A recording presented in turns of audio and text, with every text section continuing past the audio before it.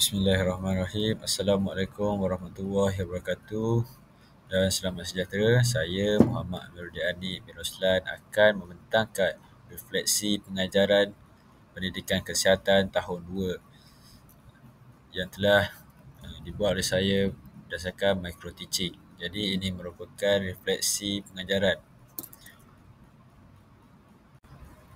Baiklah, beralih kita kepada pengenalan.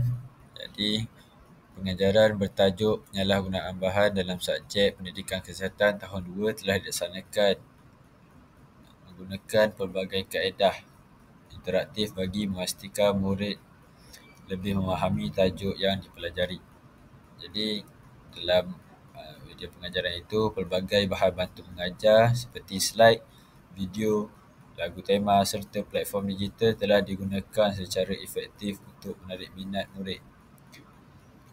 Aktiviti pengajaran yang santai seperti sesi nyanyian dan kuis dalam kuis turut meningkatkan pelibatan murid serta semangat murid sepanjang sesi berlangsung.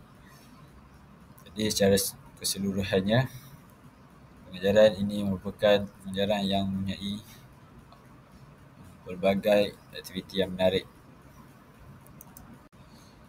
Berdasarkan video pengajaran, terdapat beberapa kelebihan, kekurangan serta cadangan penambahbaikan yang boleh dibuat semasa pengajaran micro teaching itu. Jadi kita beralih kepada kelebihan di dalam pengajaran ini. Baiklah, beralih kepada seterusnya, penggunaan BBM yang sesuai berdasarkan tajuk serta langkah yang telah dijalankan. Jadi salah satu kekuatan dalam PDP kali ini ialah penggunaan pelbagai bahan bantu mengajar BBM seperti slide yang interaktif, video tayangan yang menarik dan lagu tema yang sangat menyeronokkan untuk dinyanyikan bersama-sama serta platform pembelajaran digital yang sangat bermanfaat bagi semua. Jadi penggunaan kaedah ini berjaya menarik minat murid serta memberikan pengalaman pengajaran yang lebih menyeronokkan. Jadi hal ini akan memberikan murid lebih mudah memahami konsep penyalahgunaan bahan apabila mereka dapat melihat contoh melalui video dan slide serta gambar yang sangat menarik. Selain itu, aktiviti nyanyian juga membantu murid mengingat kesan buruk penyalahgunaan bahan dengan cara yang lebih santai dan interaktif. Ini dipanggil didik hibur di dalam pembelajaran. Baiklah, kekuatan yang seterusnya ialah memberi ruang untuk menguji kefahaman murid. Jadi dalam aktiviti kuis dalam kuisis ini dapat memberikan peluang kepada murid untuk menguji pemahaman mereka secara individu maupun berkumpulan. Tetapi dalam PDP kali ini secara individu. Aktiviti ini bukan sahaja meningkatkan daya saing yang sihat dalam kalangan murid, tapi juga dapat membantu guru mengenal pasti tahap pemahaman mereka dengan serta-merta. Murid yang mendapat skor rendah dalam kuis diberikan bimbingan lanjut melalui sesi perbincangan dan penerangan semula yang membolehkan mereka memahami dengan lebih mendalam topik yang dipelajari. Setelah pelbagai kekuatan yang telah kita dapati dalam sesi micro teaching itu, saya juga dapat mengenal pasti ada kekurangan di dalam micro teaching yang telah dibuat oleh saya. Jadi marilah sama-sama kita melihat apa yang kurang di dalam micro teaching kali ini. Yang pertama, kekeliruan mengenai tajuk yang dipelajari. Ini merupakan kekurangan yang agak jelas yang boleh didapatinya. Jadi sepertinya salah satu kelemahan yang ketara adalah kekeliruan dalam kalangan murid ketika menghuraikan kesan penyalahgunaan bahan. Walaupun mereka dapat menyebut bahan ketagihan seperti tembakau, alkohol dan dadah, mereka masih kurang jelas dalam mengaitkan kesan bahan tersebut terhadap kesihatan dan kehidupan seharian. Jadi, ini mungkin disebabkan oleh kurangnya contoh yang lebih dekat dengan kehidupan mereka. Baiklah, kekurangan yang kedua, ini sering kita dengar, iaitu murid kurang fokus semasa PDP. Jadi, kurangnya fokus dalam kalangan murid semasa sesi penerangan lisan juga menjadi cabaran guru semasa pengajaran. Jadi, ada segelintir murid yang mudah hilang tumpuan apabila aktiviti melibatkan perbincangan tanpa sebarang elemen visual atau interaktif. Ini kebiasaannya semasa penerangan oleh guru, semasa guru memberikan penerangan secara lisan. Lantaran itu, kelewatan masa dalam aktiviti kuis menjadi salah satu cabaran serta kekurangan dalam micro-teaching ini. Jadi dari aspek pengurusan masa, terdapat sedikit kelewatan dalam sesi kuis kerana murid mengambil masa yang lebih lama untuk menjawab soalan. Ini menyebabkan masa untuk sesi perbincangan dan refleksi menjadi lebih singkat kerana murid memerlukan masa untuk berfikir serta mungkin kebolehcapaian internet itu menjadi salah satu faktor kelewatan masa dalam aktiviti kuis ini.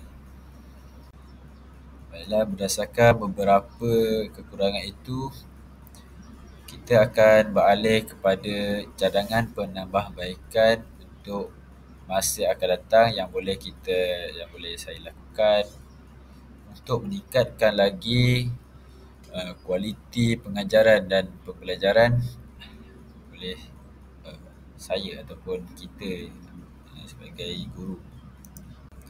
Kita pergi kepada cadangan penambahbaikan yang pertama, iaitu BBM yang sesuai untuk memantapkan kefahaman murid.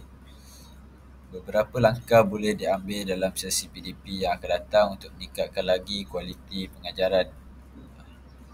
Antaranya, guru boleh menyediakan nota ringkas atau bahan rujukan dalam bentuk multimedia yang lebih interaktif ataupun yang lebih grafik. Jadi, hal ini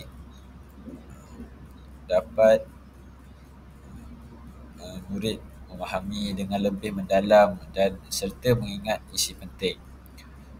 Selain itu, penggunaan teknologi serta kaedah pembelajaran berasaskan aktiviti juga wajar diteruskan bagi memastikan sesi PDP ini menjadi lebih menarik, interaktif, berkesan dan efektif.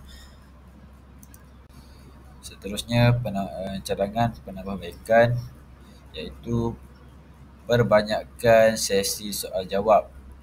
Jadi, lebih banyak aktiviti soal jawab secara lisan ataupun perbincangan kumpulan. Ini boleh dijalankan sebelum kuis. Hal ini dapat membantu murid lebih mengukuhkan pemahaman mereka.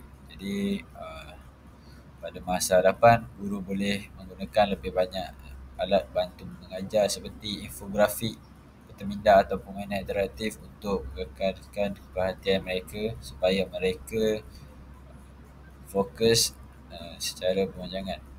Sebagai penambahbaikan, guru boleh menyediakan kuis dalam bentuk yang lebih ringkas ataupun memberi latihan tambahan di rumah bagi memastikan pemahaman murid dapat diuji dengan lebih holistik. Seterusnya, guru perlu peka masa pembelajaran dan pengajaran. Jadi, guru perlu peka akan masa setiap aktiviti supaya aktiviti PDP berjalan mengikut rancangan ataupun RPH yang telah dibuat. Jadi, guru perlu sentiasa bijak dalam memilih dan menyusun aktiviti agar setiap aktiviti itu berjalan dengan lancar tanpa sebarang kekangan masa. Dengan pendekatan yang lebih berstruktur dan pelbagai teknik pembelajaran, murid akan lebih mudah memahami konsep penyalahgunaan bahan dan kesan terhadap diri, keluarga serta masyarakat. Baiklah, setelah mengulas panjang refleksi ini, tiba masa kita balik kepada kesimpulan. Jadi secara keseluruhannya, sesi pengajaran bertajuk penyalahgunaan bahan ini berjaya mencapai objektif pembelajaran. Namun masih terdapat beberapa aspek yang memerlukan penambahbaikan. Refleksi ini sememangnya bertujuan untuk memberikan cerminan kepada guru dalam menilai aspek PDP yang dilakukan.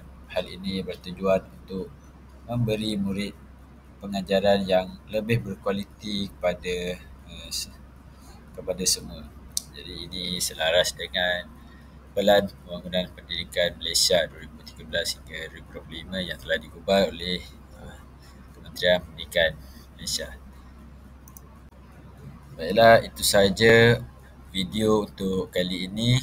Harap ia dapat memberi manfaat kepada semua dan memberikan saya makanan yang terbaik dalam sesi tugasan ini.